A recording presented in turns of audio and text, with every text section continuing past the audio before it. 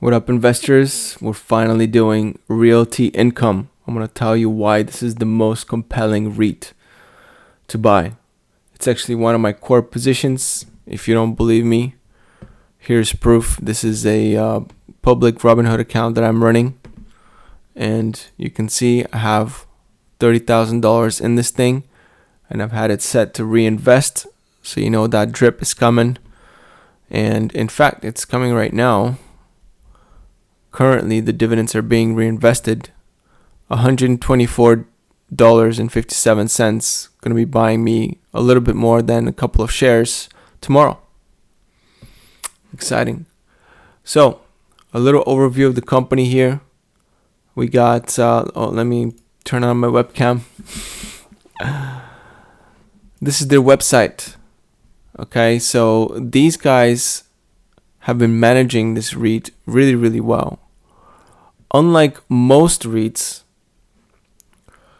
this company actually increases its stock share price over time. So since 1995, it's increased from 7.57, so $7.57, all the way to the current price of $61.94.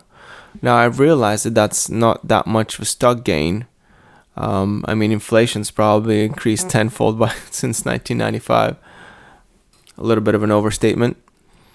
However, it's good enough, and unlike most REITs that actually decrease in value over time, when it comes to their price, Realty Income actually increases. Now, this is stockanalysis.com.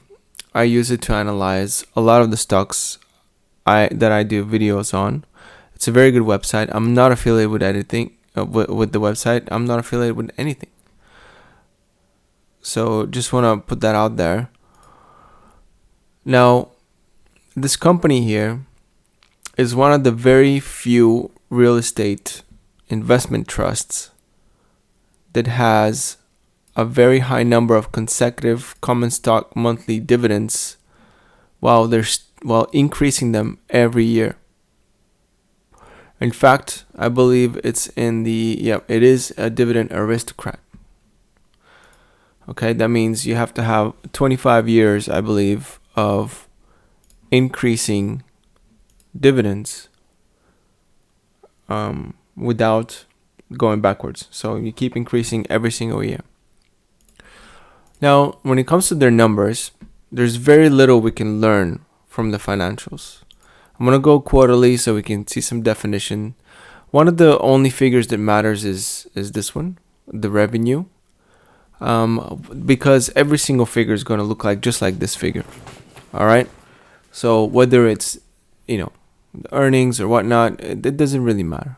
It's all looks like this figure. So let's go. Look, net earnings. It doesn't really matter. Shares outstanding. They're all going to look the same. Okay. The reason why they all look the same is because the way that this REIT operates, all right, is when they find a good deal, first of all, they keep some cash on hand. They're, obviously they're net in debt, but they have some operating cash, ready to deploy whenever there's an opportune time to make some kind of an acquisition. And so what they'll do is they'll tap the investors for shares, and that's why they have, if you look at the shares outstanding, you'll see that they're always increasing. Now, normally, that's a bad thing if you're a stockholder of a company, because as the share count increases, means that it dilutes your ownership of the company. You own less of the company over time. However, because they use that money to reinvest into more properties, yes, you own a lesser share of the company, but you own a lesser share of a bigger company. Okay, so one that's worth a lot more because of the increase in income stream that they'll be getting. So even though they're getting diluted, you're not getting diluted as much as you're going to be getting per share, and that is how they've been managing to increase their dividends over all these years. Okay, they just keep acquiring more and more properties. They slap them on their portfolio, and they issue some shares to pay for it, and then they collect that interest over time, and they pay off their loans gradually. Now, I believe that they increase their rent. They lock up tenants for 10 to 15 years or something, and then they increase their rents about, I want to say like 1% per year. They set up some contracts. Their tenants are very, very reliable. And the way that they acquire buildings is also kind of unique. They're like single tenant buildings. They're like stable and diversified industries when it comes to their client base.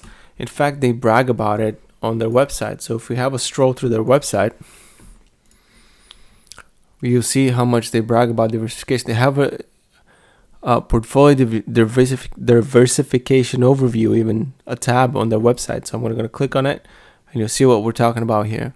So the top 10 industries of their portfolio is grocery stores, sitting at 10%, convenience stores at 8.7%, dollar stores, so discount stores, at 7.3%, home improvement 5.8%, restaurants 5.8%, drugstores 5.8%, restaurants casual dining, so fast food 4.9%, health and fitness 4.3%, automotive services 4.0%, general merchandise 3.8%.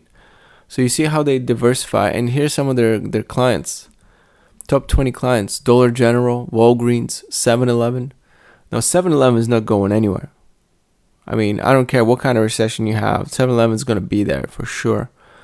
So that's a really good client. Dollar Tree discount store, Wynn Resorts. It's been around for a long time, well known.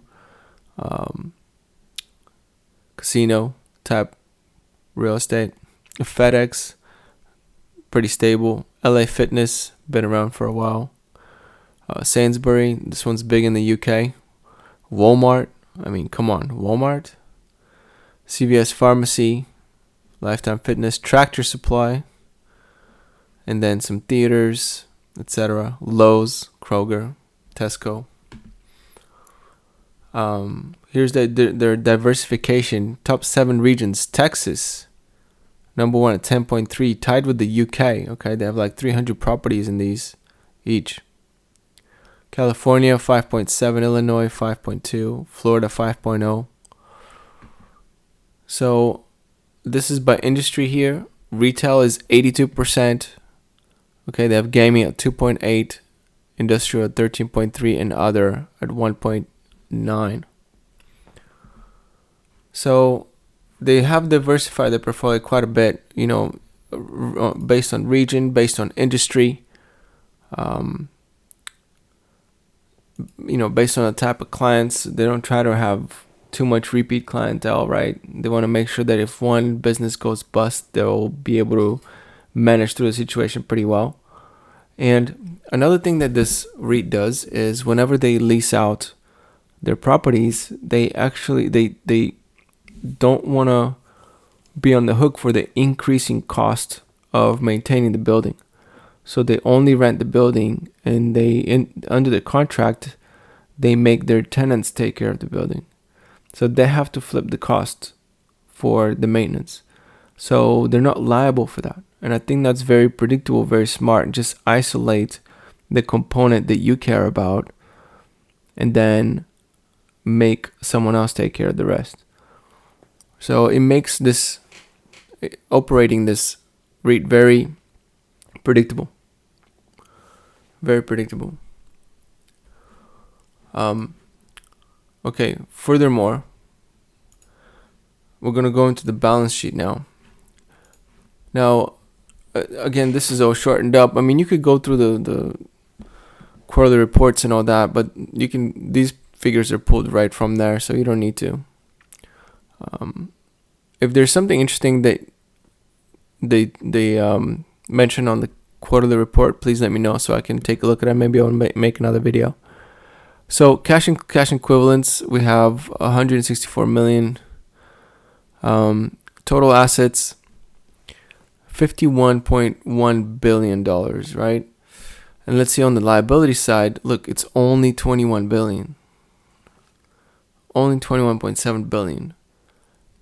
which means there's 29.26 billion of shareholder equity into this REIT.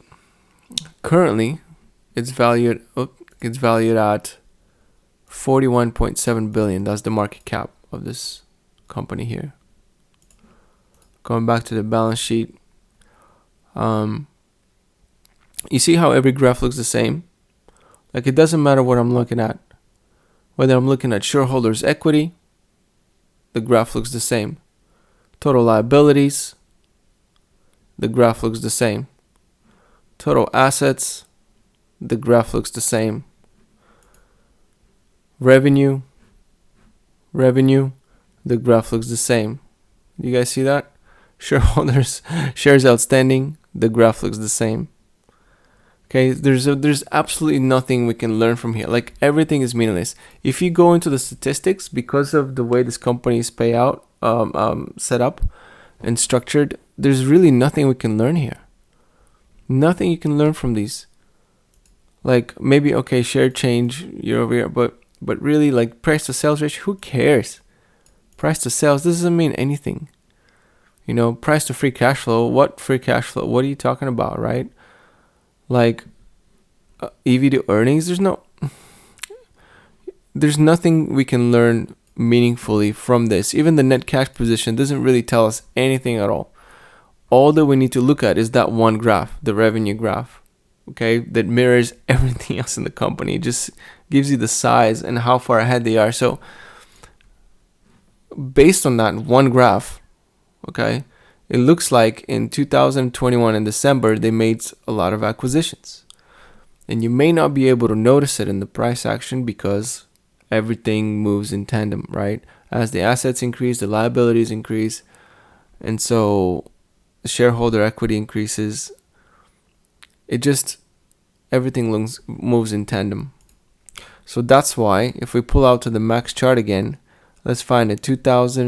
December 2021, the price did absolutely nothing. Okay, it moved from like, I don't know, 67 to 70 and then back down to like 58, back down to 60.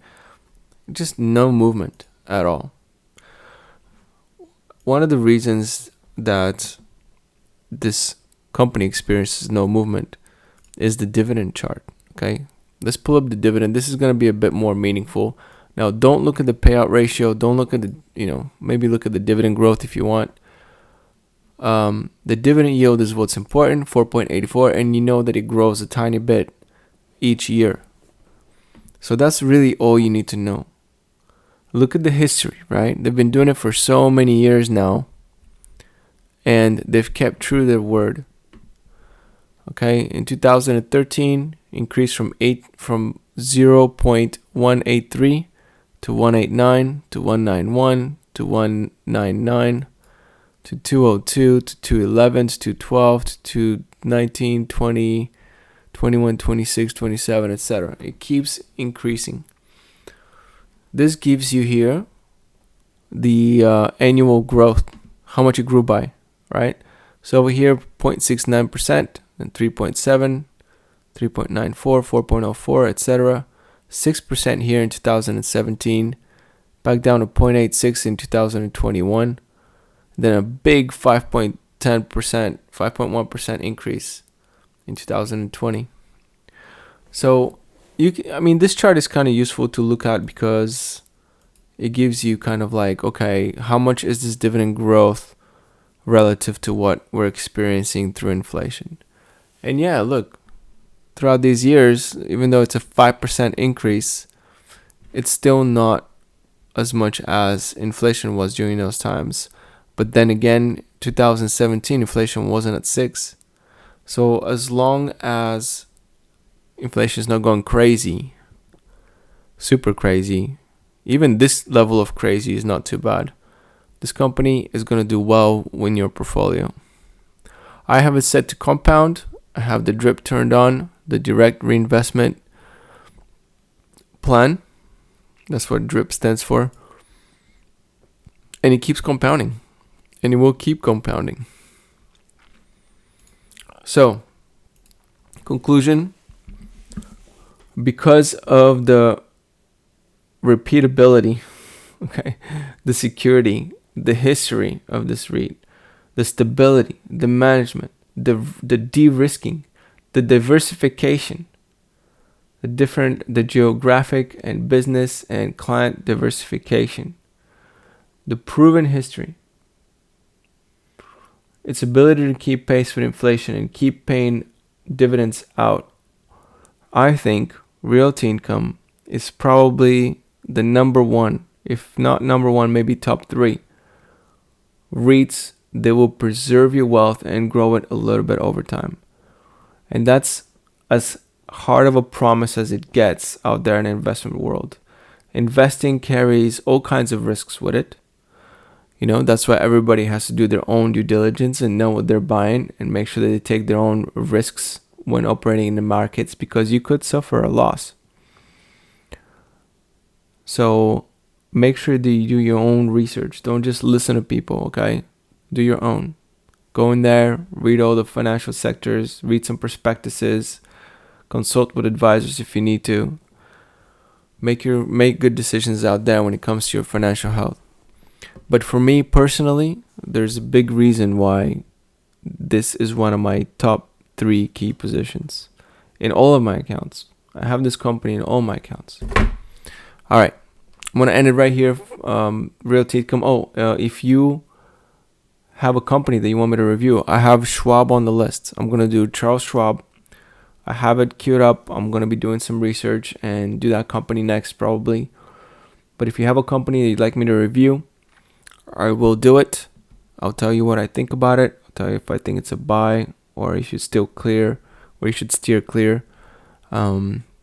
But obviously it's going to be a very subjective opinion and I could be wrong. It's possible.